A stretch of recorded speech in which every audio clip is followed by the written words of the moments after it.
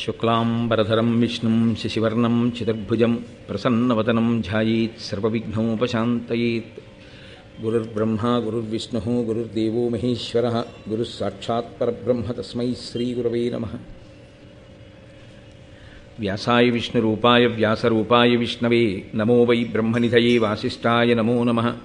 కూజంతం రామ రామీతి మధురం మధురాక్షరం ఆరుహ్య కవితాశాఖాం వందే వాల్మీకికోకిలం. శ్రుతిస్మృతిపురాణానాం ఆలయం కరుణాలయం నమామి భగవత్పాదశంకరం లోకశంకరం. వాగర్ధావివ సంపృక్తౌ వాగర్ధప్రతిపత్తయే జగతః పితరౌ వందే పార్వతీపరమేశ్వరౌ. సూక్తిం సమగ్రేతున స్వయమేవ లక్ష్మీః శ్రీరంగరాజమహిషీమధురైః కటాక్షైః. వైదగ్ధ్యవర్ణగుణగుంభనగౌరవైర్యాం కండూలకర్ణకుహరాः కవయోధయంతి. హైమోర్ధ్వపుండ్రమజహన్మకుటం సునాసం మందస్మితం మకరకుండలచారుగండం బింబాధరం బహుళదీర్ఘకృపాకటాక్షం శ్రీవేంకటేశముఖమాత్మని సన్నిధత్తాం. కమలకుటీ విమలపటీ పుస్తకరుద్రాక్షసస్తహస్తపుటీ కామాక్షీ పక్ష్మలాక్షీ కలితవిపంచీ విభాసి వైరించీ. మనోజవం మరుతతుల్యవేగం జితేంద్రియం బుద్ధిమతాం వరిష్టం వాతాత్మజం వనరయూధముఖ్యం శ్రీరామదూతం శిరసా నమామి. ఆపదామపహర్తారం దాతారం సర్వసంపదాం లోకాభిరామం శ్రీరామం భూయో భూయో నమామ్యహం.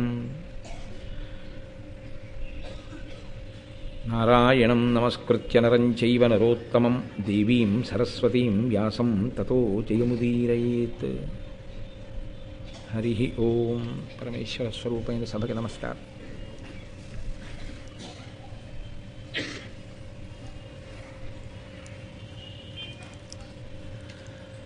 గరుత్మంతుడు తల్లిని దాస్యం నుంచి విడిపించడం కోసమని సోదరులైనటువంటి ఆ పాముల దగ్గరికి వెళ్ళి నేను ఏది చేస్తే నా తల్లి దాస్యం విడిపోతుంది అని ప్రశ్న వేసినప్పుడు ఆయన బలాన్ని దృష్టిలో పెట్టుకున్నవారై స్వార్థంతో నీవు అమృతాన్ని తీసుకుని వచ్చి ఇచ్చినట్లయితే నీ దాస్యం విడిపోతుంది అని కోరారు.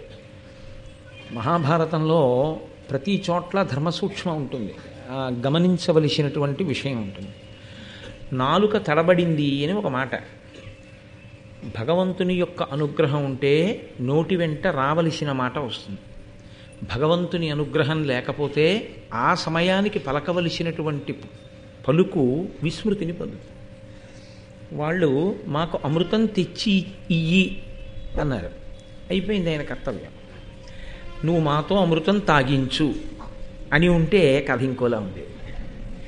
వాళ్ళు అమృతం తాగే వరకు కూడా దానికి సంబంధించినటువంటి కర్తవ్యాన్నంతటినీ తలకెత్తుకోవలసినటువంటి పూచి గరుత్మంతుడి మీద ఉండేది. నువ్వు మాకు అమృతం తెచ్చి ఇయ్యి అంతవరకే. ఇవ్వడానికి తాగడానికి మధ్య చాలా భేదం ఉంది కదండి. వాళ్ళు దాన్ని త్రాగటానికి, ఆ ఇచ్చిన దాన్ని రక్షించుకోవడానికి మధ్యలో పూచి వాళ్ళ మీదకి వెళ్ళింది. అక్కడే వాళ్ళు నిలబెట్టుకోలేకపోయారు. ఇది ఈశ్వరుడు ముందే సంకల్పం చేసి ఉంచినటువంటి విషయం. అందుకే ఏది అడగండి, మీరు ఏ పూజ చెయ్యండి, చిట్ట చివరికి లఘుగాయత్రి అని ఉంటుంది. మీరు ఎవరిని ఉద్దేశించి పూజ చేసినా చిట్ట చివరికి వెళ్ళేటప్పటికీ మీరు అడిగేటటువంటి కోరిక మాత్రం ఒక్కటే అడుగుతారు. అమ్మవారిని పూజ చేశారు, తన్నో దుర్గి ప్రచోదయాత్. సరే, గాయత్రి మహామంత్రం ఎప్పుడూ ప్రచోదయాత్ ప్రచోదయాత్ ప్రచోదయాత్ అంటూనే ఉంటుంది. మీరు ఎవరిని పూజ చేశారో వారిని చిట్ట చివర మీరు అడిగేది ఏది అంటే ప్రచోదయాత్. ప్రచోదయాత్ అంటే మా బుద్ధులను ప్రేరేపించుగాక. ఆ నిర్ణయం చేసి పలికేటటువంటి వాక్కు, నిర్ణయం చేసుకోవడం ఈశ్వరానుగ్రహంగా ఉంటే అవి సక్రమంగా ఉంటాయి. అవి ఈశ్వరానుగ్రహము లోపించినవైతే చిట్ట చివరికి ఉపద్రవాన్ని తీసుకొచ్చేవిగా మారిపోతాయి. అందుకే నోటి వెంట పలికేటటువంటి వాక్కు బుద్ధి నిర్ణయం చేసి పలికించేటటువంటి వాక్కు అయి ఉంటుంది. కాబట్టి ఆ బుద్ధి నిష్కల్మషంగా, చాలా సాత్వికంగా, ఈశ్వరానుగ్రహంగా ఉండేటట్టుగా నువ్వు నిర్ణయం చెయ్యి, నువ్వు ప్రచోదనం చెయ్యి, నువ్వు ప్రేరేపించు అని 1కి 10 మాటలు మనం పరమేశ్వరుని అడుగుతుంటాం. నేను చెయ్యగలను అన్న భావన కన్నా ఈశ్వరుడు మా బుద్ధులను ప్రేరేపించుగాక అని అడగడమే ఎప్పుడూ సమంజసంగా ఉంటుంది. లేకపోతే ఏమవుతుందంటే నాకు ఇది ఉన్నది అన్నది అక్కరకి రాకుండా చెయ్యడంలో ఈశ్వరుడు తన వంతు పాత్ర పోషించాడు అనుకోండి, మనకి ఇన్ని ఉన్నాయి అన్నది కాదు, ఉన్నవన్నీ అందుబాటులోకి అప్పుడు అవసరానికి ఉపయోగపడేవిగా మారకపోతే అన్నీ ఉన్నా ఏమీ లేని వాడిగానే మారిపోతాడు. అందుకే అటువంటి స్థితి రాకుండా ఉండాలి అంటే ఎప్పుడూ బుద్ధి ప్రచోదనాన్ని అడుగుతూనే ఉండాలి. సరస్వతీ ప్రార్థన అని పిల్లలతో చేయిస్తారు. ఎందుకు చేయిస్తారంటే సరస్వతీ ప్రార్థన ఇదిగో ఈ బుద్ధి ప్రచోదనానికి చేయిస్తారు. ఆ బుద్ధి ప్రచోదనం అన్నదొక్కటి లేదనుకోండి, చదువు వస్తుందేమో కానీ సంస్కార బలం ఏర్పడదు.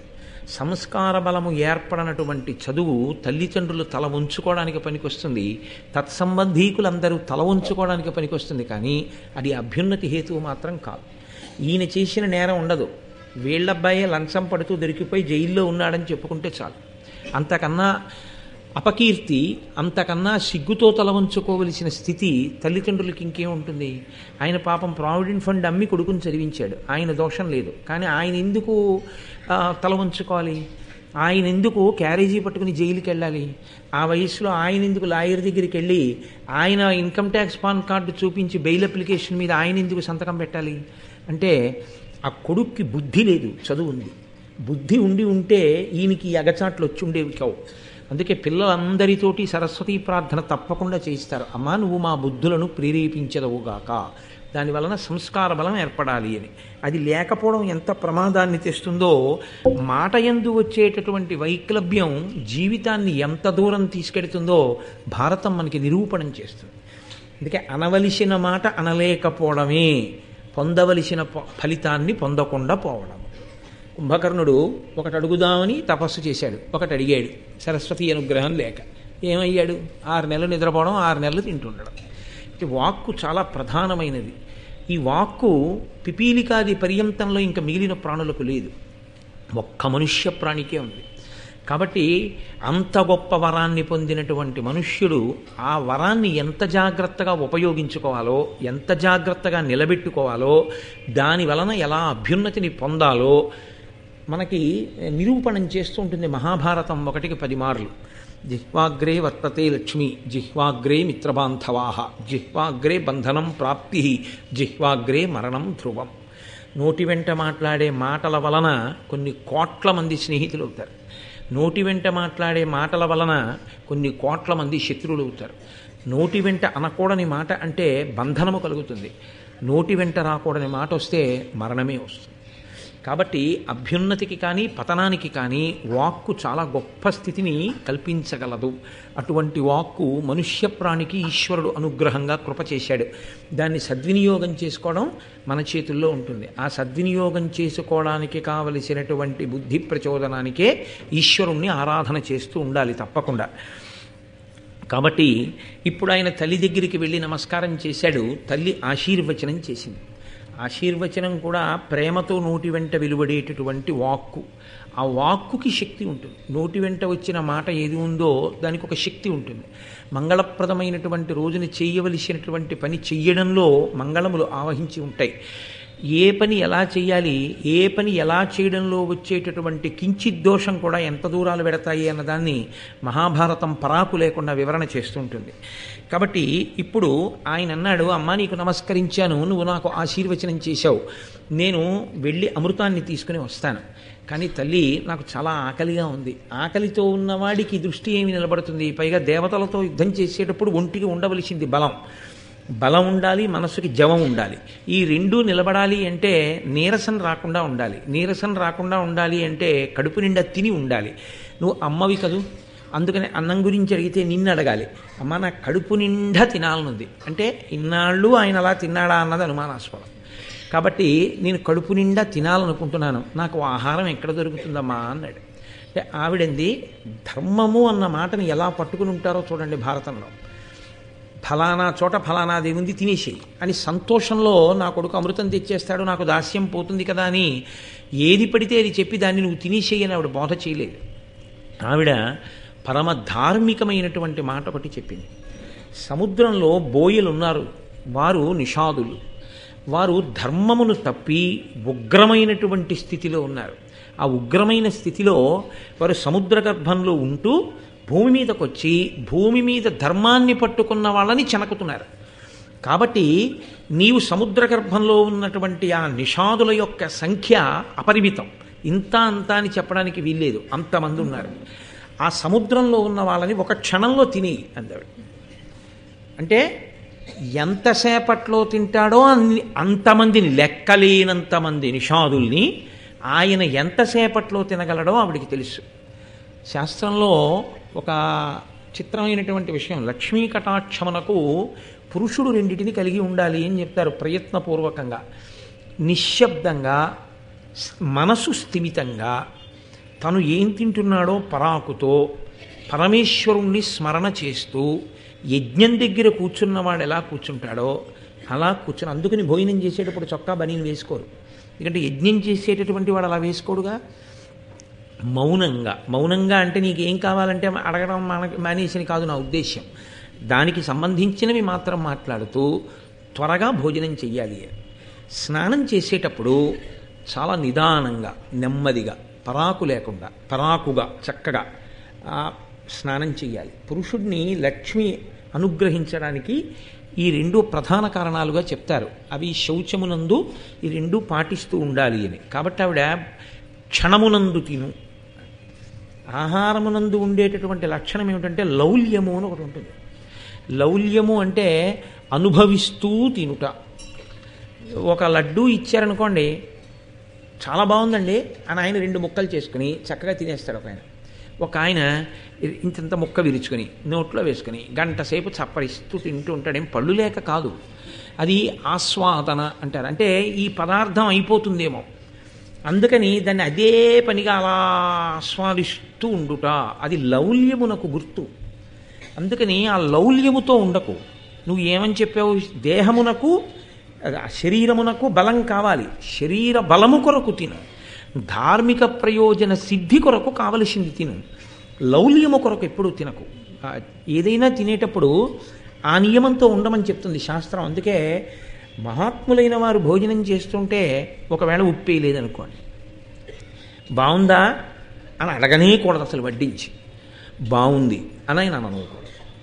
ఒకవేళ ఉప్పు వేయలేదనుకోండి, అంటే ధర్మశాస్త్రంలో అయితే ఏమిటంటే భర్త తిన్నాక భార్య తింటుంది అని, ఈయన చేసేసి చేతులు కడుక్కున్న తర్వాత పప్పులో ఉప్పు ఇంకొంచెం వేయాలేమో ఒకసారి చూసుకో అంటాడు.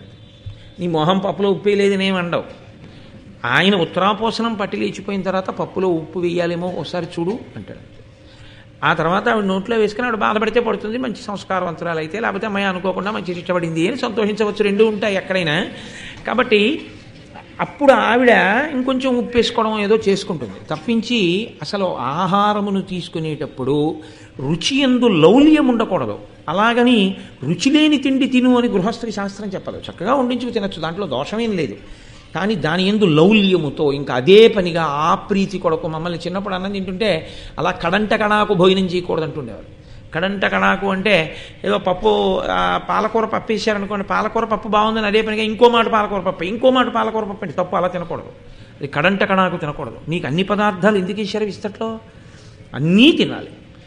అంతేకాని ఏదో ఒకదాని యందు లౌల్యముతో ఉండకూడదు, అది మంచిది కాదు, జీవితంలో అలా ఉండకూడదు అనేవారు. కడంట కణాకు తినకు. దాన్నే మహాభారతం ఆ సూక్తులను వివరణం మనకి అద్భుతమైనటువంటి ఉపాఖ్యానములుగా చూపిస్తూ ఉంటుంది. కాబట్టి క్షణకాలమునందు తినేసి బయలుదేరు. కానీ ఒక్కటి జ్ఞాపకం పెట్టుకో, అందులో బ్రాహ్మణుడు ఉండవచ్చు. ఎంతమంది చెడ్డవాళ్ల మధ్యలోనైనా బ్రాహ్మణుడు ఉండవచ్చు. బ్రాహ్మణుడు అనగా ఎవరు అని మీరు నన్ను అడగవలసి వచ్చింది అనుకోండి, ఎందుకంటే అంత పెద్దపీట వేస్తుంది శాస్త్రం అంటే, నేను మీతో మనవి చేసింది అదే మొన్న. చెడిపోయినా బ్రాహ్మణుడు గురించే చెప్తుంది, గొప్పగా ఉన్నా బ్రాహ్మణుడు గురించే చెప్తాయి పురాణాలు. ఎందుకనంటే అన్నీ బాగుండి మెదడు బాగుండకపోతే ఏమిటి ఉపయోగం? బ్రాహ్మణుడు తాను శాస్త్రాధ్యయనం చేసి 10 మందికి మార్గం చెప్పాలి. అటువంటి వాడు పాడైతే ఆయన కథే చెప్తుంది, అటువంటి వాడు మంచివాడిగా ఉంటే ఆయన గురించే చెప్తుంది. అది బాగుంటే మిగిలిన అన్నీ బాగుంటాయి. కాబట్టి ఇప్పుడు ఆవిడంది అందులో ఎక్కడో ఒక బ్రాహ్మణుడు ఉండవచ్చు. నువ్వు బ్రాహ్మణుణ్ణి కూడా మింగేశావని ఏమిటో తెలుసా గుర్తు? ఈ గాలమని వేస్తారు చేపల్ని పట్టడానికి. గాలమునకు పైన వానపాము ముక్కను ఒక దాన్ని తొడుగుతారు, దాన్ని ఎర్ర అంటారు. దాని మధ్యలో ఖాళీ ఉంటుంది కదండి వానపాముకి, అందులో దాన్ని ముక్కలు కోసి ఆ ముక్క ఏం చేస్తారంటే ఇలా ఉంటుంది ఆ సూది కుక్కెల్లాగా, దానికి ఎక్కిస్తారు. ఎక్కించి నీటిలో వదిలిపెడితే లోపల ఉన్న సూది కనపడదు, ఆ వానపాము ఒకటే కనపడుతుంది. కనపడి చాప ఏం చేస్తుందంటే కొరుకుతుంది. కొరికితే లోపల ఉన్న సూది కంఠంలో గుచ్చుకుపోతే గిలగిల్లాడుతుంది. అది గిలగిల్లాడితే పైన తాటికి కట్టినటువంటి తేలుతున్న పేకబెత్త ముక్క కదులుతుంది. అది కదిలితే కింద చాప కొరికిందని గుర్తు. ఆయన ఇలా అంటాడు, అంటే కుక్కెంతో సహా చాప వచ్చి ఒడ్డున పడిపోతుంది. ఏ ఇంద్రియ లౌల్యమునకు ఆహార లౌల్యమునకు చాప కొరికిందో ఆ లౌల్యము వలననే చాప ఆహారం అయిపోతుంది జాలరికి. కాబట్టి లోపల ఉన్నటువంటి సూది గుచ్చుకున్నట్లు బ్రాహ్మణుణ్ణి మింగావని గుర్తేమిటంటే కంఠం వరకు వెళ్ళి కంఠాన్ని దాటి లోపలికి వెళ్ళడు. నిప్పు కణిక కంఠంలో పెట్టుకున్నట్టు మండుతాడు కక్కి బయటికి, తప్ప ఆయన్ని మింగకు. ఇందువలన అంటే ఆయన అధర్మముతో ఉన్న బ్రాహ్మణుడు కాడు. అధర్మంతో ఉన్నవాడైతే వాడు పోతాడు లోపలికి. ధార్మికుడు అయి ఉంటే నిప్పు కణికలా ఇక్కడ ఉంటాడు. ఆ మండినప్పుడు వెంటనే బయటికి విడిచిపెట్టేసేయి, తప్ప మింగకు. ఎందుకు మింగవద్దని నేను చెప్తున్నానో తెలుసా? రయమున మృంగుడు కాలము క్రియనెవ్వడు కంఠబలము క్రిందికి చనక అగ్నియపోలే నేర్చుచుండును భయరహిత వాని నెరుగు బ్రాహ్మణుగానన్. ఆ కంఠంలోకి వెళ్లకుండా నిప్పు కణికలా ఉన్నటి వాడు ఉన్నాడే ఆయన బ్రాహ్మణుడు. ఆయన్ని మింగితే ఏమవుతుందో తెలుసా? ఆయన కోపం వస్తుంది.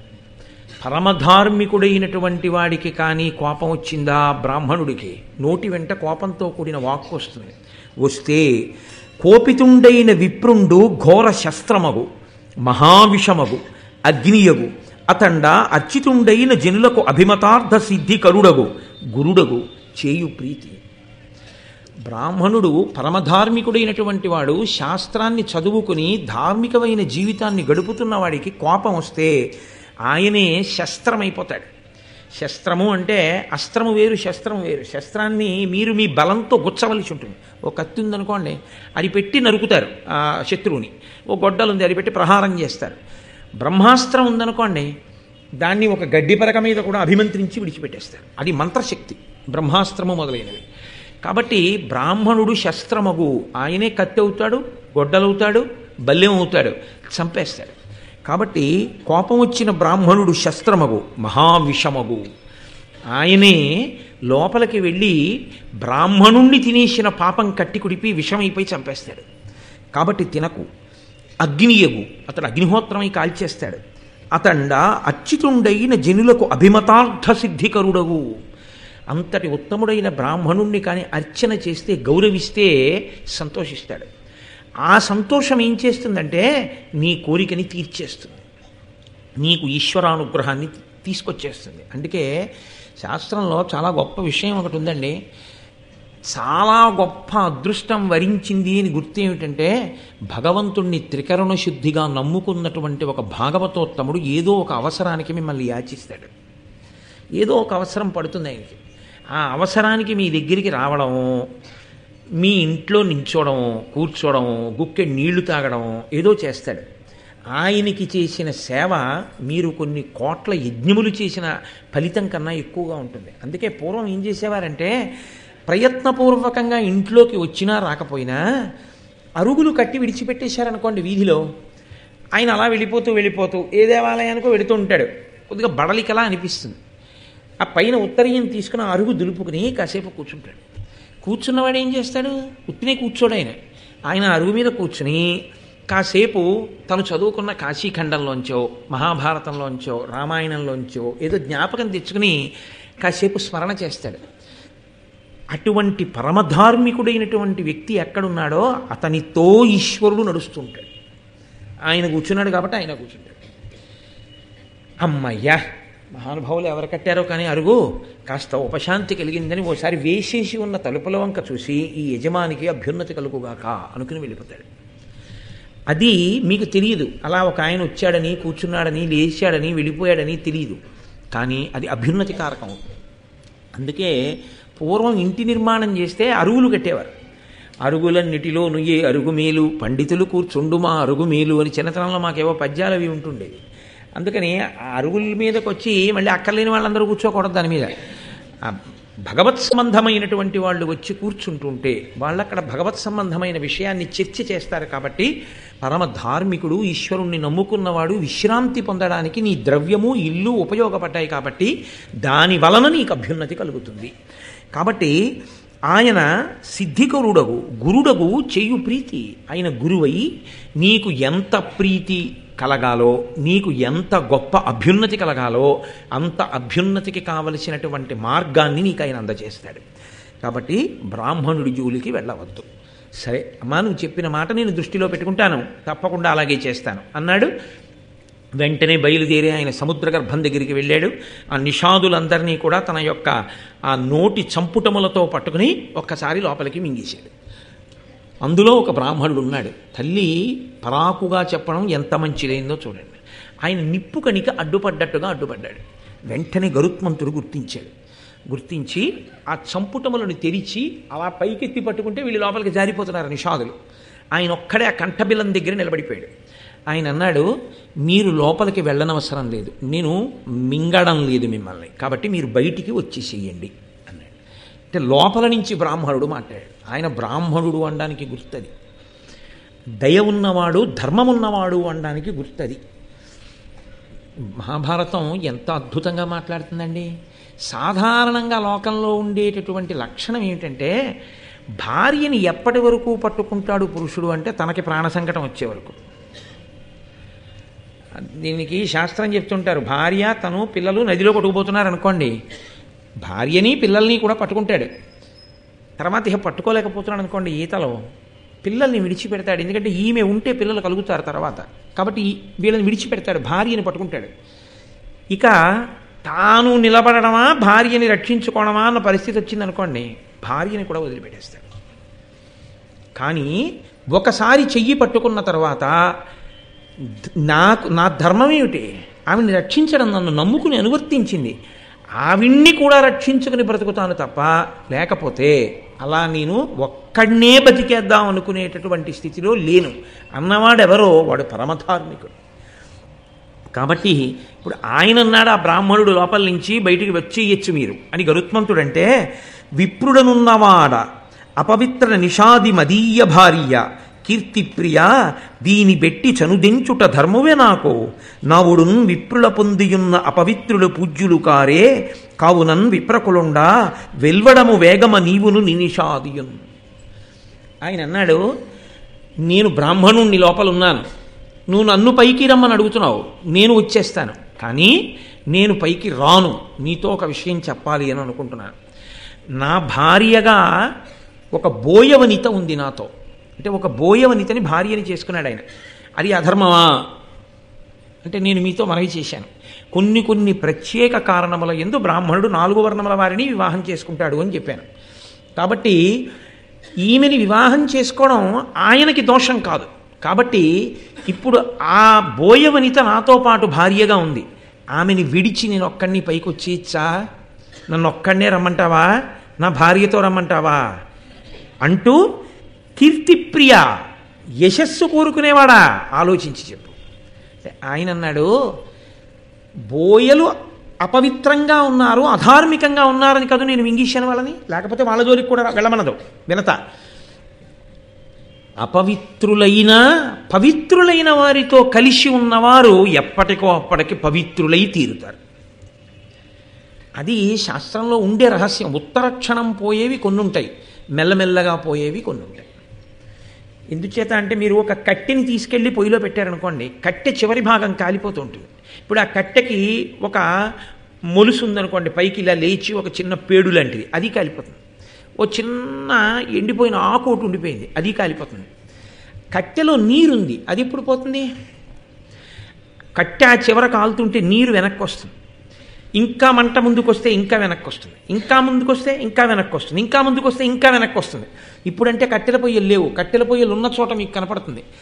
ఆఖరణ ఏమవుతుందంటే మంట దగ్గరికి వచ్చేస్తుంటే కట్టె చివరి భాగంలోంచి నీరు బుడగలతోటి చుక్కల కింద బయటికి వస్తుంది. ఆఖరికి కట్టెకి ఉన్నటువంటి అగ్నిహోత్రానికి అది ఉడికిపోయి ఆవిరైపోతుంది. కట్టె కాలిపోతుంది, నీరు ఆవిరైపోతుంది.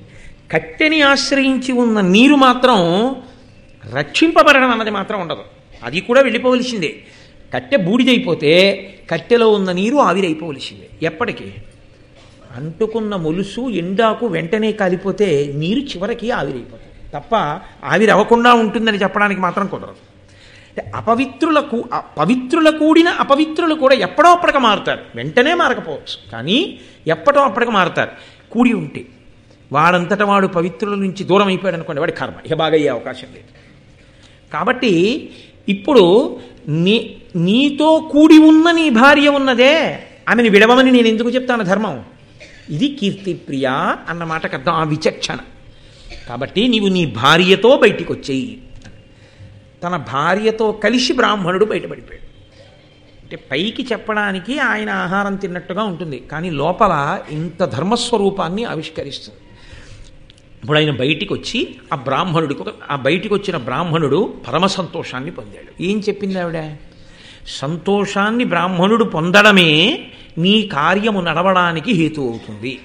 కాబట్టి ఇప్పుడు కార్యం నడిచిపోతుందని గుర్తా కాదా? అమృతాపహరణం చేసేస్తాడా చేయడా? చేసేస్తాడు, ముందే తెలిసిపోయింది అంతే. కాబట్టి ఇప్పుడు ఆయన నిషాదులందరినీ తినేసి ఒక్కసారి పైకి ఎగిరాడు. ఆకలి తీరలేదు, అమ్మ తినమంది, కానీ అనంతమైన ఈ నిషాదుల్ని తినడం వల్ల ఆయనకేమీ ఆకలి తీరలేదు, ఇంకా ఆకలిస్తోంది. అర్ధాకలి మరీ దారుణంగా ఉంటుంది. ఆకలి కన్నా దారుణం అర్ధాకలి. సగమే కడుపు నిండి విస్తర దగ్గర నుంచి లేచిపోవడం అనేటటువంటిది దారుణమైన విషయం. అందుకే వడ్డన చేసేవాళ్ళు ఉంటారు చూశారు, ఎవరు పడితే వాళ్ళు వెళ్ళి వడ్డన చేయడానికి అక్కడ పదార్థాలు ఉన్నాయి కదా అని పట్టుకోకూడదు. ఆ పట్టుకునేటటువంటి దుడుకు స్వభావం ఆపదలు తీసుకొస్తుంది. వడ్డన కొంతకాలం బాగా పరిశీలనం చేసి ఇలా వడ్డించాలన్నమాట అన్నది నేర్చుకుంటే తప్ప ఎవరు పడితే వాళ్ళు వెళ్ళిపోయి ఏది పడితే అది పట్టేసుకుని ఎవరికి పడితే వాళ్ళకి వడ్డన చెయ్యకూడదు. ఎందుకో తెలుసా అండి? ఒక మహాత్ముడు పంక్తిలోనే ఉన్నాడు. ఆయన ఏదో పులుసు అన్నం దాకా వచ్చాడు, ఇంకొంచెం పులుసు పోసుకుందాం అనుకున్నాడు.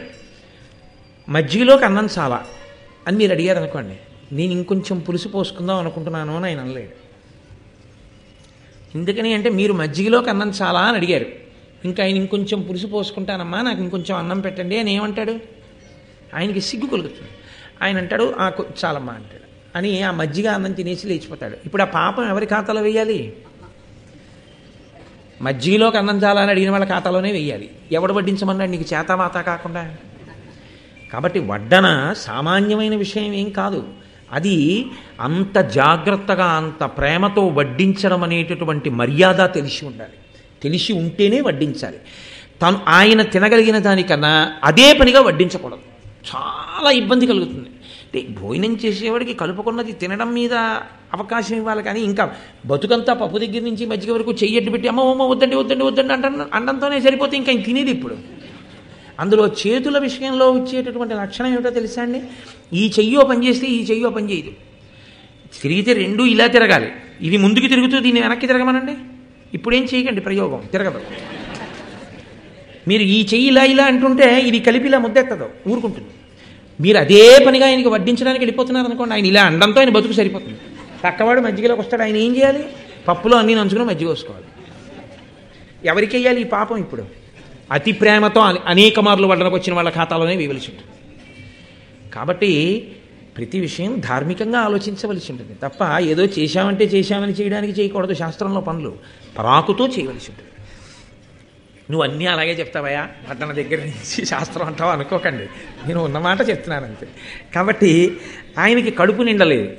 అమ్మ చెప్పింది తినమని, తినేశాడు. మళ్ళీ అమ్మ దగ్గరికి వెళ్ళిపోవడం ఎందుకు? నాన్నగారిని అడుగుదాం ఈసారి అందుకని చెప్పి ఈయన ఆ దగ్గరలోనే ఉన్నటువంటి కశ్యప ప్రజాపతి దగ్గరికి వెళ్ళాడు. వెళ్ళి కశ్యప ప్రజాపతిని అడిగాడు, అయ్యా నాకు ఆకలి వేస్తోంది, అమృతాపహరణానికి వెడుతున్నాను, అమ్మని దాస్యం నుంచి విడిపించాలి అని. కాబట్టి నాకు ఆకలి తీరలేదు, కాబట్టి నేను తినడానికి ఇంకా పదార్థం ఎక్కడుంటుందో, ఏది నేను తినచ్చో నాకు చెప్పండి. అంత అమాయకంగా అడగాలంటే అంత శక్తి ఉన్నవాడు అలా ఎగిరి తినేద్దాంలే అనుకున్నది తినకూడదు ఏంటి? కాదు. ఒక ప్రధాన కార్యం మీద వెళ్ళేటప్పుడు ఎటువంటి పదార్థాన్ని తిని వెళ్ళాలో అటువంటి పదార్థాన్ని పెద్దల దగ్గర తెలుసుకుని తిని వెళ్ళడం చాలా చాలా మంచిది. మీ కార్యం జరగడం మీరు తినే ఆహారం మీద ఉంటుంది. మీరు తినే ఆహారం కూడా మీకు అటువంటి లక్షణాన్ని ఇవ్వాలి. మంచి రోహిణీ కార్తిలో హవిస్సునివ్వడానికి వెళ్ళేవాడు కాసిన పాలు తాగి వెళితే తప్పేం లేదు, కానీ ఏదో ప్రధానమైంది ఏ 9 గంటలకో ఉదయం ఏ యాగశాలలోనో కూర్చొని ఒక 2 గంటలు ప్రసంగం చెయ్యాలి అని వెడుతున్నవాడు పెట్టారు కదా నూనె ఓడిపోతున్నటువంటి గారిలో నేతిలో గారిలో ఒక అరడజన్ తినేసి వెళ్ళిపోయాడు అనుకోండి, ఇంకా 5 నిమిషాలకు ఒకసారి నాలుక పెడసకట్టేస్తుంది. దాహం. దాహాన్ని కల్పించే పదార్థాన్ని తీసుకోకూడదు, దాహాన్ని సంతృప్తం చేసేటటువంటి పదార్థాన్ని తీసుకోవాల్సి ఉంటుంది. అందుకే కూల్ డ్రింక్ వేసవికాలంలో తాగడం ఈ దేశానికి తెలియదు. ఈ దేశానికి ఏం తెలుసు అంటే మజ్జిగ తాగడం తెలుసు. ఎందుకని అంటే అది దాహాన్ని అణుస్తుంది, శరీరమునకు ఇతర రకములైన ప్రకోపం లేకుండా చేస్తుంది. చల్లగా వేడిగా ఉన్నప్పుడు మీరు చల్లటి కూల్ డ్రింక్ తాగండి, నాలుకకి బాగుంటుందేమో, కంఠానికి బాగుంటుందేమో, ఉత్తర క్షణంలో అనారోగ్యం పటమరిస్తుంది. కాబట్టి ప్రతి చిన్న విషయాన్ని మహాభారతం స్పృశిస్తుంది. ఎందుకు కశ్యప ప్రజాపతిని అడిగి తిన్నాడో మీకు ఎదర తెలుస్తుంది. అంటే కశ్యప ప్రజాపతి అన్నాడు, నాయన ఇక్కడికి దగ్గరలో ఒక పెద్ద సరస్సు ఉంది, ఆ సరస్సులో ఒక తాబేలు ఉంటుంది, ఒడ్డున ఒక ఏనుగు ఉంటుంది. నీటిలో తాబేలుకి ఒడ్డునున్న ఏనుగుకి యుద్ధం ఎందుకు? కానీ ఆ ఇద్దరూ ఎప్పుడూ కొట్టుకుంటుంటారు. వాళ్ళిద్దరూ ఎందుకు కొట్టుకుంటారంటే ఒంట్లో బలం ఉంది. బలం ఎక్కడదంటే తినడం వల్ల వచ్చింది. ఆ ఏనుగు వెళ్ళి తినొస్తుంది, తాబేలు లోపలికి వెళ్ళి తినొస్తుంది. తిని రావడం ఎందుకంటే కొట్టుకోవడానికి. అలా కొట్టుకుంటుంటారు ఇద్దరు. ఇద్దరిలో ఎవరు ఎవరికి లొంగరు, అలా కొట్టుకుంటూనే ఉంటారు. ఆ ఇద్దరూ కొట్టుకుంటూ ఉండేటటువంటి వాళ్ళు ఉన్నారే, ఆ తాబేలు ఏనుగు, వాటిని గజకచ్చపములు అని పిలుస్తారు. ఇప్పటికీ గజకచ్చపాలా దెబ్బలాడుకుంటున్నారు రా అంటారు. మహాభారతంలోంచి రామాయణంలోంచే సూక్తులన్నీ వచ్చాయి. అందుకని ఆ గజకచ్చపాలు రెండు దెబ్బలాడుకుంటాయి. అవి ఎవరో నీకు తెలుసా? విభావసుడు, సుప్రతీకుడు అని అన్నదమ్ములు ఉండేవారు. అందులో విభావసుడు అన్నగారు తల్లిదండ్రుల దగ్గర నుంచి వచ్చినటువంటి పిత్రార్జితం ఉంది, ఆస్తి. దాన్ని పెద్దన్నగారు కాబట్టి ఆయన తన దగ్గర ఉంచుకుని తమ్ముడిని జాగ్రత్తగా చూస్తున్నాడు. ఒకానొకప్పుడు తమ్ముడికి ఎందుకో కోరిక పుట్టింది, ఎవరికి వాళ్ళం విడిపోయి ఎవరి ఆస్తి వాళ్ళు పంచేసుకుంటే గొడవ వదిలిపోదు, ఈయన సంపాదించింది ఉన్నా లేకపోయినా తండ్రి గారి ఆస్తి పంచిచ్చేయమన్నాడు. ఇప్పుడు సుప్రతీకుడు విభావసుడి దగ్గరికి వెళ్ళాడు. మన తండ్రి తాతలు సముపార్జించిన ఆస్తి ఏది ఉందో దాన్ని ధార్మికంగా 2 భాగాలు వేసేసి ఇచ్చేస్తే మనం ఇద్దరం అనుభవిద్దాం అన్నాడు. దానికి విభావసుడు అంగీకరించలేదు. వాటాలు వేసుకోవడం ఏమిటి, పంచుకోవడం ఏమిటి, విడగొట్టుకోవడం ఏమిటిరా, అలా ఏం అక్కర్లేదు, ఇప్పుడు నీకు వచ్చిన ఉపద్రవం ఏమిటి, కలిసి ఉందాం అన్నాడు అన్నగారు. తమ్ముడికి కోపం వచ్చి అన్నయ్యని అధిక్షేపించాడు. అన్నగారికి కోపం వచ్చి, నువ్వు చాలా మదోన్మత్తుడవై మాట్లాడుతున్నావు కాబట్టి నీవు ఏనుగైపోదువుగాక అని శపించాడు. తమ్ముడికి కోపం వచ్చి, నేను పంచిమ్మంటే ఇవ్వలేదు కాబట్టి నువ్వు తాబేలు అయిపోదువుగాక అని ఈయన శపించాడు. ఇద్దరు శపించుకున్నారు. ఇద్దరి శాపవాక్కులకి ఇద్దరు గజకచ్చపములయ్యారు. గజకచ్చపములైతే అందులో ఈ తాబేలు 3 ఆమడల పొడుగు 10 ఆమడల వెడల్పు, అంత పెద్దదా తాబేలు, సామాన్యమైంది కాదు కదండి, ఎందుకంటే శాపవాక్కులతో వచ్చింది. ఏనుగు 6 ఆమడల పొడుగు 12 ఆమడల వెడల్పు, అంత పెద్ద పెద్ద ప్రాణులు 2. ఇవి 2 దెబ్బలాడుకుంటూ ఉంటాయి. వాటి గొడవ ఎప్పుడో అప్పుడు తీరిపోవాలిగా. అందుకు నేను చేస్తా అంటే కొట్టుకుంటున్నాయి, చచ్చిపోవు. కాబట్టి పరిష్కారం లేని ఈ సమస్యకి పరిష్కారం నువ్వు చేసి నువ్వు వెళ్ళి తినేయి వాళ్ళిద్దరు గొడవ తిరిగి అంటే ఆయన నాడు చాలా సంతోషం నాన్నగారు, నేను తినేస్తాను. ఇప్పుడు ఆయన వెళ్ళాడు వాటిని తినేయడానికి. అది పెద్ద విషయం ఏం కాదు, ఇంకా గరుత్మంతుడికి తినేస్తాడు. కానీ కశ్యప ప్రజాపతి ఎందుకు చెప్పినట్టు ఈ విషయాన్ని, దీన్ని మీరు చాలా జాగ్రత్తగా గుర్తుపెట్టుకోవాల్సి ఉంటుంది. ఎందుకు ఎడుతున్నాడు గరుత్మంతుడు? అమృతాపహరణానికి వెళ్తున్నాడు. అమృతాపహరణం ఎందుకు చేస్తున్నాడు? తమ్ముళ్ళ అన్నల కోసం చేస్తున్నాడు. అన్నలు ఎందుకు అడిగారు అమృతాన్ని? గరుత్మంతుడికి దాస్యం పోవాలంటే అమృతం తెమ్మన్నారు. అమృతం ఎందుకు వాళ్ళకి అంటే గరుత్మంతుడు దొరికాడు కాబట్టి తేరగా అమృతం తాగేసి బతికేద్దాం. ఇది ఇందులో ఒక విషయం ఒకటి ఉంది అని మీరు గుర్తించవలసి ఉంటుంది. ఎప్పుడైనా కలిసి ఉన్న వాళ్ళు విడిపోవడం అన్న మాట తెచ్చుకోకూడదు. కలిసి ఉన్నవాళ్ళు విడిపోదామన్న మాట మీద విడిపోవలసి వస్తే అత్యంత మర్యాదతో అత్యంత ప్రేమతో విడిపోవడం అన్నది జరిగిందనుకోండి, ఇద్దరూ వృద్ధిలోకి వస్తారు. అలా కాకుండా పోరుబాట వలన విడిపోయారనుకోండి, ఇద్దరూ వృద్ధిలోకి రారు. ఎందువలన అంటే దెబ్బలాడుకుని విడిపోవడం అంటూ ఒకసారి జరిగిన తర్వాత ఇంకా తర్వాత మళ్ళీ ఆ కారణం పూర్తయిపోయింది కదండి, దెబ్బలాటో ఏదో ఒకటి విడిపోయాం కదండి, అది ఇంకిక్కడి నుంచి కలిసి ఉందామన్నది కుదిరేది కాదు. ఆ తర్వాత కూడా దెప్పి పొడుపులే ఉంటాయి. మిగిలేది ఏమిటంటే ఇంకా జాతి వైరం ఏర్పడిపోయి ఆ కుటుంబానికి ఈ కుటుంబానికి, ఈ ఇంటి మీద పక్షి ఆ ఇంటి మీద వాలదు, నిష్కారణంగా శత్రుత్వాలు ప్రబలిపోతాయి. అందుకే భూమిని పంచుకోండి, అధికారాన్ని పంచుకోండి, నీటిని పంచుకోండి, ఇంట్లో ఉన్న వస్తువుల్ని పంచుకోండి. ఏది పంచుకున్నా ప్రేమతో పంచుకుంటే ఇబ్బంది ఉండదు. పోరుతో పంచుకున్నది కలిసి రాదు ఇద్దరికి. పోరు నష్టం, పొందు లాభం. మనకి శాస్త్రం చెప్తోంది. అలా ఐశ్వర్యం కోసం దెబ్బలాడుకున్న ఇద్దరు నీకు ఆహారం అవుతున్నారు. శరీరాలు విడిచిపెట్టారు, గజకచ్చపాలు అయ్యారు. ఈ వైరాన్ని మళ్ళీ పట్టుకెళ్ళారు. ఆ శరీరాల్లోకి వెళ్ళిపోయినా ఈ వైరాన్ని పట్టుకెళ్ళిపోయారు. జీవుడు వాసన పట్టుకెళ్ళిపోయాడు. పట్టుకెళ్ళిపోయి కొట్టుకుంటూనే ఉన్నారు.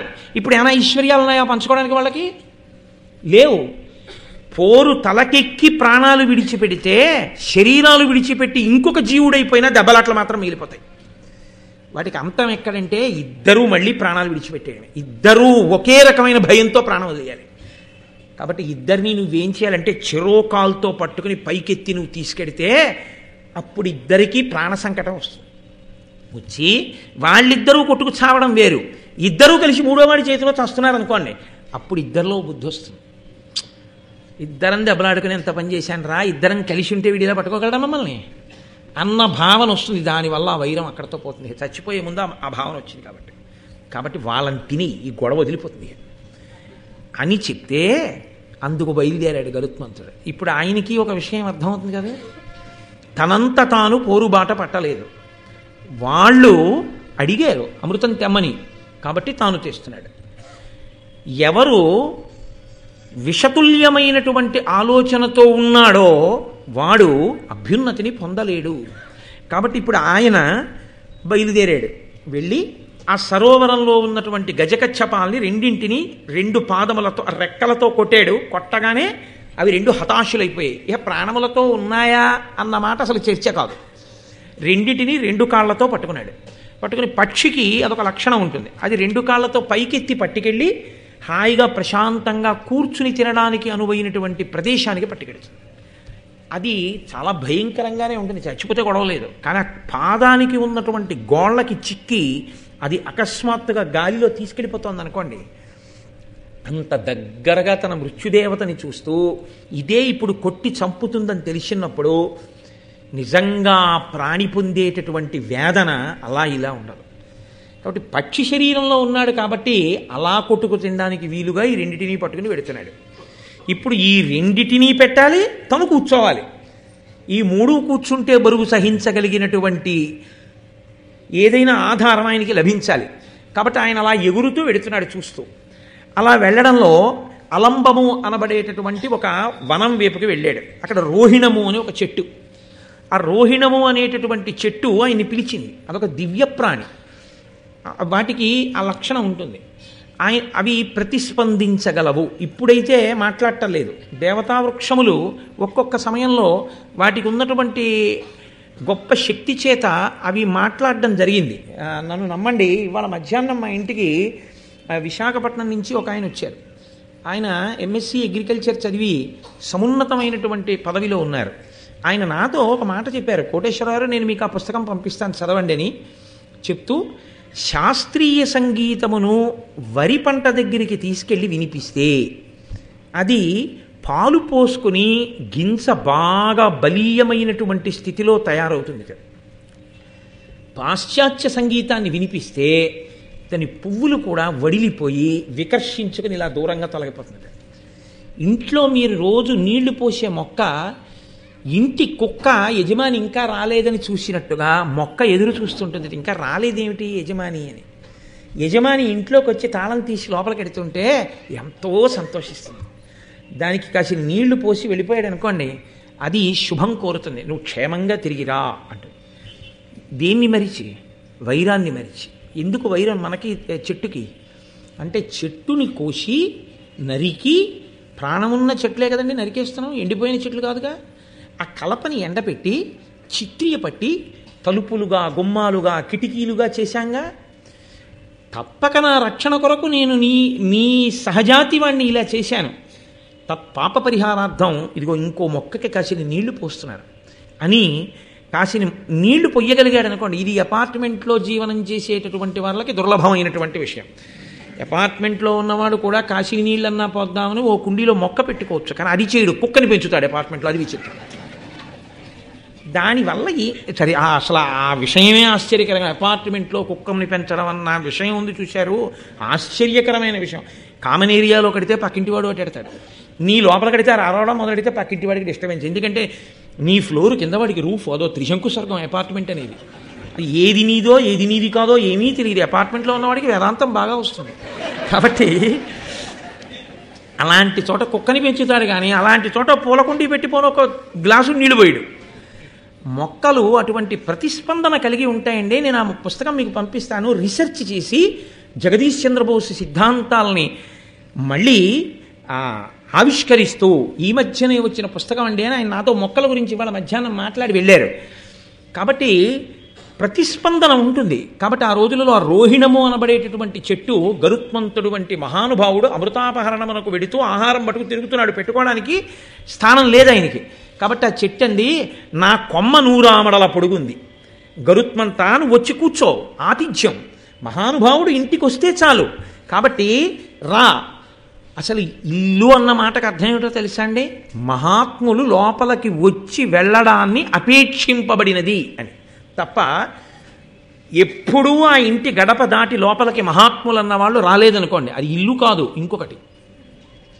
అందుకే a house is built with bricks and a home is built of hearts అని ఇంగ్లీష్లో ఒక ప్రొవెర్బ్. గుండెలతో కట్టింది గృహం, ఇటకలతో కట్టింది ఇల్లు. కాబట్టి నీవు వచ్చిన కొమ్మ మీద పెట్టుకున్న ఆహారాన్ని తిను అంటే ఆయన వెళ్ళి ఆ రెండింటిని గజగచ్చపాలని ఆ కొమ్మ మీద పెట్టాడు. పెట్టి ఆయన తినడానికి ఉద్యుక్తుడవుతున్నాడు. పెళ పెళ పెళ శబ్దంతో ఈయన బరువుకి అందులో అంత వేగంతో వచ్చి వాలినప్పుడు కొమ్మ ఊగుతుంది. ఈ 2 ప్రాణుల బలానికి ఆ కొమ్మ పెళ పెళ పెళ పెళ శబ్దంతో విరిగి కింద పడిపోతాం. విరిగిపోతే వచ్చిన నష్టం ఏంది? మళ్ళీ రెండింటిని పట్టుకుని ఎగిరిపోవచ్చు. కానీ దానికి వాలకిల్యులు వేలాడుతున్నారు. వాలకిల్యులు ఆశ్చర్యకరమైనటువంటి జననం ఉన్నవారు. పౌరాణిక వాంగ్మయంలో ఎక్కువ కనపడతారు, భారతం కాదు. కానీ బ్రహ్మవైవర్త పురాణంలో వాలకిల్యుల గురించి చాలా విశేషంగా వర్ణన చేస్తారు. వారు స్వయంగా బ్రహ్మగారి యొక్క కుమారులు. వాళ్ళు ఆజన్మ బ్రహ్మచారులు, ఎప్పుడూ బ్రహ్మచర్యంతో ఉంటారు, ఊర్ధ్వరేతస్కులు. వాళ్ళ శరీరాలు కూడా బొటనవేలు ఎంత ఉంటుందో అంతే ఉంటాయి. అంగుష్టమాత్రమైనటువంటి శరీరములు ఉన్నవాళ్ళు, కానీ అపారమైన వాగ్బలం ఉన్నవారు. వారికి ఉన్న తపశ్శక్తి చేత వారు నోరు తెరిచో మాట అంటే అయిపోతుంది అంతే. అంత వాక్శక్తి ఉన్నవారు, అంతటి తపోనిష్టాగరిష్ఠులు. వాళ్ళు తలకిందులుగా వేలాడుతూ సూర్యకిరణములను ఆహారంగా తింటూ తపస్సు చేస్తున్నారు. అలాంటి వాళ్ళు కొన్ని వేల మంది వాలకిల్యులు తేనె పట్టు పట్టినట్టుగా ఆ కొమ్మనంతటినీ పట్టుకుని ఉన్నారు.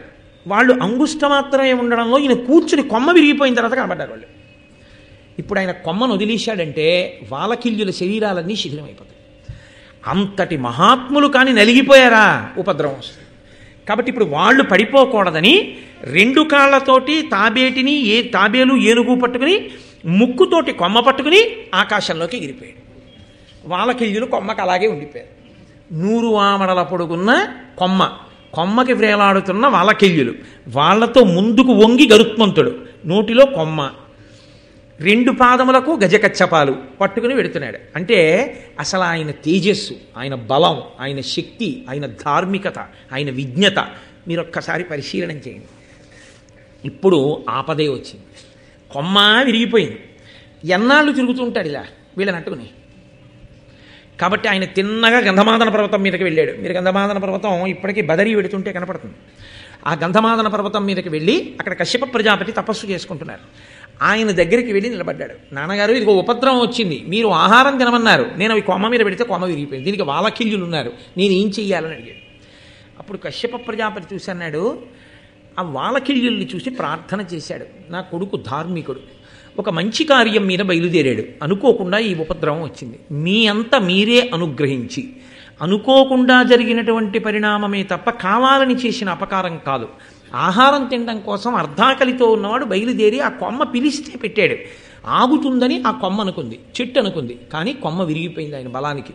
కాబట్టి మీరే ఆ కొమ్మని విడిచిపెట్టి కిందకి దిగిపోయి, ఆయన భూమికి బాగా దగ్గరగా కొమ్మని తీసుకొస్తాడు, మీరు భూమి మీదకి దిగిపోయి వేరొక ప్రదేశానికి తపస్సు చేసుకోవడానికి వెళ్ళిపోండి. అప్పుడు నా కొడుకు ఈ 2 ప్రాణులను తీసుకుని ఎక్కడో పెట్టుకుని తింటాడు. కశ్యప ప్రజాపతి చేసిన ప్రార్థనకి ఆ వాలకిల్యులు దిగిపోయారు. అది మీరు మానసికంగా ఒకసారి ఊహ చేయండి, అదొక అద్భుతమైన చిత్రం. అసలు గరుత్మంతుడి జీవితంలో. ఎందుకంటే ఈ గజకచ్చపాలు భూమికి తగలితే వాలకిల్యులు దిగడానికి ఉండదు. ఎందుకంటే వాళ్ళ పొడుగు అటువంటిది, వాళ్ళిద్దరిది, తాబేలిది ఏనుగుది. వాలకిల్యులు దిగడానికి దింపాలి అని వీళ్ళు రెండింటిని వదిలితే ఇబ్బందికరంగా ఉంటుంది. వాటి కొంచెం ప్రాణం ఉందనుకోండి మళ్ళీ కొట్టుకుంటాయి, లేదా అటు ఇటు పారిపోతాయి. అందుకని ఇప్పుడు ఆయన ఏం చేశాడంటే ఇలా వంగాడు, ఈ రెండిటిని పాదాలతో పట్టుకుని పైకెత్తి పట్టుకుని ముక్కుతో ఉన్న కొమ్మ భూమికి దగ్గరగా ఉండేటట్టు ఉంచాడు. బొట్టన వేలంతా ఉండేటటువంటి వాలకిల్యులు కొమ్మ మించి భూమి మీదకి దూకేశారు. ఏదో పారాచూట్లు పట్టుకుని విమానంలోంచి దూకినట్టు దూకారు వాళ్ళు. దూకి వాళ్ళందరూ తపస్సు చేసుకోవడానికి హిమాలయ పర్వతాల వైపుకి వెళ్ళిపోయాడు. ఆ కొమ్మని ముక్కుతో ఇలా పారేసి ఈ గజకచ్చపాలను పట్టుకుని వెళ్ళిపోవచ్చు. ప్రపంచంలో ఒక మాట ఒకటి ఉంది, ప్రకృతి యందు దేనిని కూడా నువ్వు నిష్కారణంగా పాడు చేయకూడదు. నువ్వు చేసే పని వల్ల ఎవరికి ఏ ఆపద కలగకూడదు. 100 ఆమడల పొడవున్న కొమ్మని వదిలిపెట్టేశాడు అనుకోండి, ఆ కొమ్మ ఏ ప్రాణుల మీద పడుతుందో, ఎవరి మీద పడుతుందో, అక్కడ ఎవరో ఇంకా 2 వాలకిల్యులు ఉన్నారనుకోండి, వాళ్ళ మీద పడుతుంది. అది వాళ్ళంత గవుక్కుని కనపడే వాళ్ళు ఏం కారు. అందుకని ఆయన ఎంత ధార్మికుడో చూడండి. ముందు అర్ధాకలితో ఉండి తాను తినడం కన్నా తాను దేనికి ఎక్కువ ప్రాధాన్యత ఇచ్చాడంటే ఆయన అన్నాడు, ధరణీసుర విరహితమగు అరణ్య దేశంబు నాకు ఆనతియుండు ఈ తరుశాఖ విడువవలయును కరము నిరోధమిది ఎనినా కశ్యపుడనియన్. నాన్నగారండి, బ్రాహ్మణులు లేనటువంటి ప్రదేశాన్ని నాకు చెప్పండి అన్నాడు. ఎందుకు ఆ మాట చెప్పాలి అంటే, బ్రాహ్మణులు లేకపోతే మిగిలిన వాళ్ళు ఉంటే చచ్చిపోవచ్చు ఏమిటండి అని కాదు దాని ఉద్దేశం. బ్రాహ్మణుడన్నవాడు ఒక్కడూ లేని చోట మిగిలిన వాళ్ళు ఉన్నారు అంటే అది కేవలము జాతి చేత బ్రాహ్మణుడని కాదు దాని అర్థం. పరమ ధార్మికుడై శాస్త్రం చదువుకుని 10 మందికి చెప్పేవాడు ఒక్కడూ లేకుండా అందరూ ఉంటున్నారంటే ధర్మం మీద అనురక్తి లేని వాళ్ళు ఉన్నారని గుర్తు. ఒక్కడైనా ఉన్నాడు అంటే వాళ్ళందరూ ఆ ఒక్కడి దగ్గరైనా వింటున్నారని గుర్తు. ఆ ఒక్కడున్నా వీళ్ళెవ్వరూ పాడవడానికి వీల్లేదంటే ఆయన మాట వింటున్నారు, ఎప్పటికప్పటికి మారుతారు. కాబట్టి చావడానికి వీల్లేదు. కాబట్టి ఒక్క బ్రాహ్మణుడు కూడా లేకుండా ఉండే ప్రదేశం ఏదైనా ఉంటే చెప్పండి, అక్కడ పారేస్తాను పట్టుకెళ్ళి కొమ్మ. అందుకే ఒంటి బ్రాహ్మణుడు ఎదురొస్తే దుశ్శకునం అండి అంటారు. ఒంటరి బ్రాహ్మణుడు ఎదురొస్తే దుశ్శకునం ఎందుకో దుశ్శకునమో తెలుసా అండి? నిజంగా శాస్త్రములను చదువుకుని అనేక విషయములను తెలుసున్నటువంటి మహాత్ముడు అలా వెళ్ళిపోతున్నాడు అనుకోండి, ధావళి కట్టుకుని గుళ్ళోకి వెడుతున్నాడు. ఆయన వెడుతుంటే ఆయన మీకు ఒక్కడూ దొరకడం అంత తేలికైన విషయం ఏం కాదు. ఆయన అలా ఏం దొరకడు అస్తమానం. అలాంటి వాడు ఒక్కడే గుళ్ళోకి నడిచి వెళ్ళిపోతున్నాడు. వెళ్ళిపోతున్నప్పుడు అంతర్ముఖుడై ఉండగా బహిర్ముఖుడే అయి ఉంటాడు. వచ్చే సైకిల్ వెళ్ళే కారు చూసుకోవద్దు కాబట్టి బహిర్ముఖుడే అయి ఉంటాడు. చక్కగా సంతోషంగా నడిచి వెడుతున్నాడు. అలా ఆయన ఒక్కడు వెళ్ళిపోతుంటే ఎవరి మా నాన్న వాళ్ళు కూర్చున్నారనుకోండి, పోతున్నాడు పంతులు గారు గుళ్ళోకి అని ఊరుకున్నారనుకోండి. అంటే బ్రాహ్మణుణ్ణి అనువర్తించి ఇలాంటప్పుడే ఆయనతో కలిసి గుడి దాకా నడిచి మళ్ళీ గుడి నుంచి వాళ్ళ ఇంటి దాకా నడిచి ఆయన మాట్లాడితే మంచి మాటలు చెప్తుంటాడు కాబట్టి 2 మంచి విషయాలు విందామని ఆయనని అనువర్తించేవాడు ఒక్కడూ లేకుండా పోయింది సమాజం. అలా ఒక్కడే వెళ్తున్నాడంటే ధర్మం వినేవాళ్ళు లేరు. ఇవాళ ధర్మం వినేవాళ్ళు లేరు కాబట్టి లోకంలో నువ్వు ధార్మికంగా ఏ పని చేసినా ఆ పని నీకు కలిసి వస్తుందని నమ్మకం లేదు. కాబట్టి ఒక్క బ్రాహ్మణుడే వెళ్ళిపోతున్నాడంటే సమాజంలో ధర్మం పోయిందని గుర్తు. కాబట్టి దుశ్శకునం, అంతేగాని ఆయన మొహం ఆయన వస్తే ఆయన ఏం పాడు చేసేస్తాడని కాదు. అందుకని ఒంటరి బ్రాహ్మణుడు దుశ్శకునం అన్నారు. ఎందుకు ఏది దుశ్శకునమో తెలుసుకుని అనాలి, అంతేగాని గబుక్కుననేస్తే మళ్ళీ అదో నిందాయి కూర్చుంటుంది. కాబట్టి బ్రాహ్మణులు లేని ప్రదేశం చెప్పండి, అక్కడ పడేస్తారు. అంటే ఆయన అన్నాడు, హిమశైల కందరాభాగము కడ నిష్పురుషనగము కలద చోట నీ ద్రుమ శాఖ విడుము అది తానమానుషమగమ్య ఈశ్వరాదులకైనన్. నువ్వు హిమాలయ పర్వత ప్రాంతంలో ఒక చోట నిష్పురుషము అనబడేటటువంటి ఒక కొండ ఉంది, దాని పేరే నిష్పురుషము. అక్కడ ఎవ్వరు ఉండరు, అక్కడికి మనుష్యులు కారు, పరమేశ్వరుడు కూడా వెళ్ళడు, అంతలా ఉంటుంది. కాబట్టి అక్కడికి నువ్వెళ్ళు అంటే వెళ్ళగలడా? అంత శక్తి ఉన్నవాడు గరుత్మంతుడు. అక్కడికి వెళ్ళి అక్కడ బారయ్యి కొమ్మ, ఎవరికి ఏ ఆపద కలగదు, అక్కడ పడిపోతుంది. ఉత్తర క్షణాది ఎక్కడుందనుకుంటున్నారు? నిష్పురుషం 1,00,000 యోజనముల దూరంలో ఉంది అక్కడి నుంచి, గంధమాతన నుంచి. ఒక్క క్షణంలో ఆయన ఎగిరిపోయాడు 1,00,000 యోజనములు. అంటే ఆయన గమనశక్తి అటువంటిది. ఎగిరిపోయి ఆ కొమ్మను అక్కడ పారేసి ఆ హిమాలయ పర్వత శిఖరం మీదే చక్కగా ఈ రెండింటినీ పెట్టుకుని హాయిగా ఆరడించేసాడు. కడుపు నిండిపోయింది. అంటే ఇన్ని ధర్మ సూక్ష్మాలతో ముందు ఇతర భూతముల యొక్క హితం చూస్తే తప్ప నీ హితమును నువ్వు చూసుకుని తినేయకూడదు. ఎవడెలా పోతే నాకు ఎందుకండి నేను తినేస్తానండి అనకూడదు. ఇతర భూతముల యొక్క హితమును చూసిన తరువాత మాత్రమే తాను తినవలే. అందుకే మనకి గృహస్థాశ్రమ ధర్మంలో ఒక లక్షణం చెప్తారు. గృహస్థు ఎప్పుడు భోజనానికి కూర్చోవచ్చు అంటే, మనం అన్నీ పాటిస్తున్నావా అన్నది పక్కన పెట్టండి, కనీసం తెలుసుకుంటే దోషం లేదుగా. తాను అతిథికి పెట్టాలి ముందు. అతిథికి పెట్టి ఇంట్లో ఉన్నటువంటి భూతములకు ఆహారముని ఇవ్వాలి. బయట ఉండేటటువంటి పక్షులు, కుక్కలు, కాకులు మొదలైనటువంటి వాటికి కొంత భాగాన్ని పడేయాలి. పిడచ తీసి విస్తట్లో పెట్టమని శాస్త్రాలలో లేదు, అలా పెట్టకూడదు. పిడచలు పెట్టడం అన్నది ఒక్కసారి, అది ఇంట్లో అస్తమానం ప్రతిరోజు పిడచలు పెట్టుకునే సంప్రదాయం పెట్టుకోకూడదు. తన భోజనానికి ముందే ఇమ్మని చెప్పింది అంతే ధర్మశాస్త్రంలో. తన భోజనం కన్నా ముందు ఆ ప్రాణులకు పెట్టి తరువాత తాను భోజనానికి కూర్చుంటాడు. కూర్చుని అప్పుడు తాను స్వీకరిస్తాడు. కాబట్టి తాను తినే ముందు 10 మందికి తినిపించి తినడం ధర్మశాస్త్రం. అంత గొప్ప వైభవం కలిగినటువంటి ఆర్షధర్మం. కాబట్టి ఆయన తను తినలేక కాదు, అంత ఆకలితో ఉన్నా ముందు వాళ్ళు క్షేమంగా ఉండడం, ఆ కొమ్మ వల్ల ఇతరులకి ఇబ్బంది రాకుండా కొమ్మని పడేయడం, ఇన్ని చేసి అన్నిటికీ పెద్దవారైనటువంటి తండ్రిని సంప్రదించి ఈ పనులు పూర్తి చేసి అప్పుడు ఆయన తాను తినవలసిన పదార్థాన్ని తాను తిన్నాడు.